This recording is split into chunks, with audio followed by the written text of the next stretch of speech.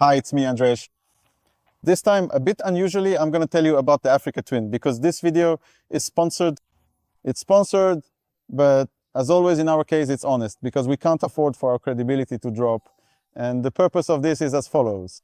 Honda Poland said, hey, listen, maybe you could somehow make it easier for customers to choose. For example, is it worth buying a new Africa Twin if you already have an Africa Twin like this? Or maybe it will turn out that there will soon be some clearance sales on this Africa Twin and you'll have to decide whether to buy this one or maybe after all add a bit more and get a new one. The answer is very simple. Unfortunately, as usual, it comes down to money, because if money isn't a big factor here, then so you absolutely have to go for the new adventure sports, 100%. Why? Well, because everything has been improved one thing after another. Honda took all those years during which the Africa Twin was produced, all the things that were a bit off, all the things people complained about, and simply decided, all right, let's just change everything people want, one by one. And on top of that, they did a bit of their own work as well. So I'll start with what I personally used to complain about when riding the adventure sports. Even though I honestly love this motorcycle, I've said it many times before, the screen was just totally useless, because I always said it was more like a mirror than a display. You could barely see any information on it because there was just a reflection on the glass. Now, for convenience, we actually have two screens on at the bottom, like on the RF 450L, for example, a very simple gauge that just shows speed, gear, and mileage, and on top, the full TFT display. I know some people might not like it, but this one isn't that bad because it has fewer gimmicks. Yes, it's a bit raw, but it's up to you to decide whether you like it or not. What's important is that, for me, I would actually like the fact that I can display Google Maps on the top screen. Whether you have an Android phone or not an Android, if you have an iPhone with iOS, and then a bunch of different apps like Spotify, or not Spotify, so really on the top screen you display whatever you need, and on the bottom you have a very simple display. That way it's very easy to read. And this time, even when light was shining directly onto those screens, they were still perfectly readable. There was a question about whether Android would be available, and I got the answer that we're negotiating. So you can see what kind of struggles these are. We're negotiating to make the system compatible with Android. What's next? The suspension. The suspension in adventure sports, this time I didn't complain, because the Africa Twin is a motorcycle with a truly exceptional chassis. But I always used to say that it was a bit too soft when it comes to really fast riding, especially when the bike is loaded up. In the adventure sports, as you know, the suspension was improved and there really wasn't much to complain about anymore, but now it's simply even better. I'm not talking about the standard suspension here because that one will probably be almost identical to the previous version, but I'm referring to the Showa ERA, which is the semi-active suspension. In reality, it's a conventional suspension, a very good Showa with additional real-time adjustment. It's quite a complicated thing, but once you understand it, it actually turns out to be pretty simple. One fork leg is for providing data, the other is for executing commands. Something I forgot to mention. Something that's very important for many people, tubeless tires. A lot of people complain that the tires here require inner tubes. Well, here you go, another action, reaction. People complained, and now you have tubeless rims and tubeless tires. Besides that, as I look at it, you should know that the swing arm is also different. It looks similar, but this one is more in a motocross style, and I think it also contributes to the overall change in handling. Actually, it generally improves the handling even more. What's next? Weight, mass. Well, every new adventure bike is a bit of a heavy motorcycle. There's no point in pretending otherwise. Here, some weight has been saved, but if we compare these two to each other, that weight saving isn't so dramatic that you get on and immediately think, wow, the new Africa is so much lighter. No, absolutely not. It does translate into a better riding experience, but it's not something you feel directly. What is noticeable is a reduction of weight in the engine and in the gearbox itself, because the gearbox in the new Africa, in manual mode, I mean, the manual one works much more smoothly. And when I rode the version with the quick shifter, it finally worked as it should, without resistance, fast, very precise. The quick shifter could have a slightly shorter ignition cutoff time, but that's just a detail. This isn't a sports bike, and it's just nice that we can already ride with the throttle wide open and shift through the gears. The engine internals have also been lightened. 70% of the engine parts are completely new. So theoretically, the engine looks the same, but in reality, it's not the same unit at all. Not to mention that it has a larger displacement, a few more horsepower, and a bit more torque, but I'll get to that in a moment. The weight reduction is really noticeable in the DCT gearbox, because I've ridden both versions. switch between them, and this DCT works much more smoothly than in previous years. We know that this gearbox was already quite refined in the Africa Twin, but now it's just even better.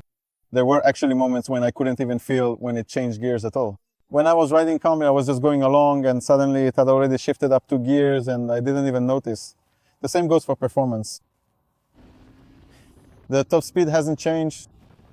Don't expect that just because it's now 1100, this motorcycle will immediately be faster. The response at low revs is better.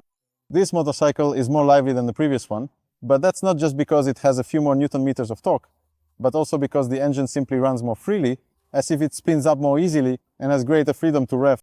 It's a very small difference, but it still affects our riding experience. The top speed itself hasn't changed. They reached 218 kilometers per hour, but that was just in a burst. A calm cruising speed is still around 150, 160. That's when this motorcycle feels really good. If we need to, we can go 200. It's very stable at that speed, but it's also stable in part thanks to the electronic suspension, because I honestly can't remember, I'm not exaggerating. I'm genuinely impressed. I can't remember ever riding a motorcycle with 21-inch wheels, leaned over at 210 kilometers per hour on the highway and just not feeling any stress at all. I felt like I was riding an adventure bike with 17-inch wheels or something, just a bike that's more road-oriented than off-road. Amazing. And here, the guys from Showa explained to me that even if I had the suspension set to off-road mode, it would still detect the speed and automatically switch, stiffening up the suspension. Another thing, theoretically a small change, but such an important one. Notice here, the subframe is made of aluminum and is bolted on at the back. Here, it's integrated with the frame, and that has several advantages. For example, here's an extreme case. You're riding somewhere in Mongolia, in the bushes, something happens, something goes wrong. You've been on the road for a long time, your motorcycle is overloaded, and something happens like the subframe itself breaks, which is quite unlikely, but in this case you can unbolt it, repair it, or even replace it. I don't know, maybe you were doing a climb, the motorcycle flipped over on you and you broke off the rear end. In this case, the insurance company would consider it a total loss. But here, we just replace the subframe and keep riding our motorcycle.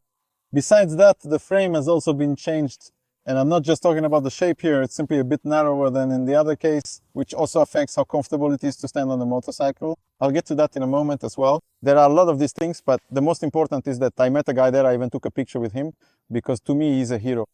He removed one of the crossbars from the frame. Here, there's a crossbar here, there isn't one. And do you know what that does? It makes the motorcycle's frame more flexible. Do you think that's a bad thing? Actually, it's the opposite. It's better because the Africa Twin was already famous for the fact that its engine is mounted at 6 points, not just 4 like usual. This means that the mounts are very delicate and the frame works together with the engine. I know it sounds a bit surreal, but you have to understand that on motorcycles, in corners, the frame, everything is constantly flexing. Even when absorbing bumps, the frame is working then too. These are very small movements, but they directly affect how the motorcycle handles. Here, the crossbar was boldly removed. This was tested extensively to make sure it was a good idea, and it turned out that it was. From what the guys tell me, the motorcycle was tested in a really hardcore way, which I believe in, that makes this Africa Twin handle even better than the previous one. I know it sounds almost unbelievable, but I hope you have experience with the Africa and just how it carves through corners, and that with such big wheels, it's almost impossible for a bike to handle. So, well, yet, this one is even better. It just dives into the corner. Granted, we were riding on very grippy roads, but it literally cuts in and is so planted to the asphalt that it's just bam, bam, doesn't matter if it's a slow or fast turn. It's simply poetry. I was truly impressed. And it wasn't just me, other journalists were impressed too, so don't go thinking this is just an ad. So, what's next? What are the differences there? Well, bells and whistles, all sorts of fancy stuff. The windshield, first of all, isn't just a gimmick. I'll talk about the real gimmicks in a moment. But the windshield here, it's permanently mounted and tall. All right, cool, we've got a tall windshield. Over there, it's adjustable in, I think, 5 positions. The adjustment mechanism isn't the best in the world because you have to use both hands to do it. But still, it's an adjustable windshield. And while riding, you've got cruise control, so you can turn on cruise control and adjust it. Or you can just adjust it while it's stopped. That's cool, it just wasn't here before, now it is. If that's important to you, well, there you go, that's the difference. Electronics. I know a lot of people are pretty cautious when it comes to electronics, but the truth is electronics really do directly affect how motorcycles ride nowadays. And here, for example, I'm talking about the electronic suspension. Besides that, there's the ABS, which you might remember I complained about during various tests on the Africa Twin, saying that Honda and the Japanese in general really need to work on their ABS systems. And they basically decided, all right, enough messing around. We're going with the ABS that everyone uses, meaning the best in the world Bosch. And here we have the Bosch IMU 7 something, the latest, the newest IMU, which measures everything about the motorcycle from every angle, all its movements. We're still using the same braking system. The braking system remains unchanged, but now, thanks to this, the ABS, traction control, everything just works much, much better. Traction control was already present here, and it was already good enough, but this is a small upgrade when it comes to traction control. As for the ABS, it's really a huge leap forward. The riding position, or more precisely, the seat height, because those who wanted an Africa Twin with a larger fuel tank, since this one has 25 liters, right? All right. Back then, a year ago, you had to decide on this motorcycle, but there was a certain problem because the seat is extremely high. Sorry, I don't remember exactly, need to make a note of it somewhere, but it was close to 900 millimeters. And even at 1.80 m, I didn't feel completely comfortable moving this motorcycle around in different places or supporting myself with my feet off-road. Here, the seat is at the same height as in the standard Africa, which is 850 millimeters. You can raise the seat to 870 or alternatively buy a lowered one, and it will be even better. So there was a question somewhere whether someone who is 175 centimeters tall will they be able to handle this motorcycle? Will they feel okay? I think there won't be the slightest problem. What other differences are there besides that? In the Africa Twin, well, the appearance, this one is a bit more aggressive, but in fact, it's not that drastically different when it comes to looks. The fairings are completely new. You can't fit one set onto the other.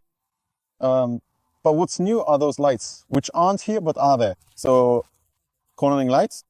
At 10 degrees, the light turns on. At 20 degrees of lean, the second light. At 30 degrees, the third light, and they illuminate the corners. I haven't ridden at night, so I can't tell you exactly how effective it is.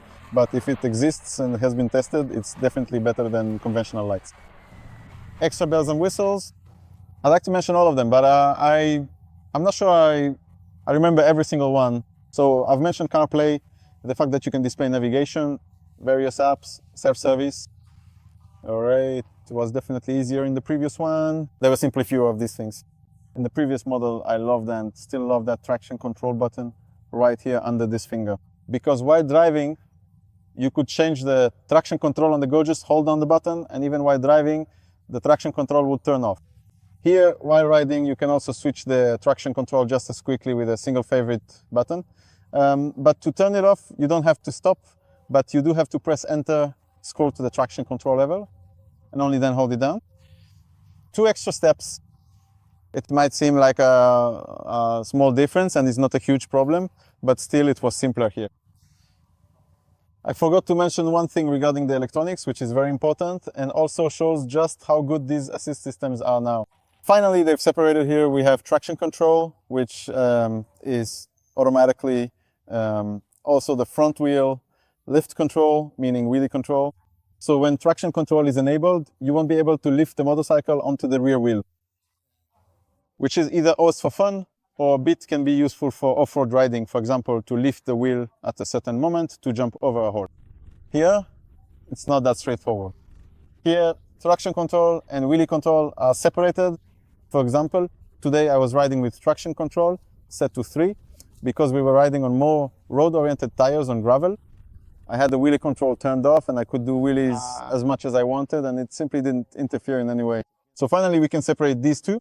Besides that, the wheelie control has, I think, 3 settings, 1, 2, and 3.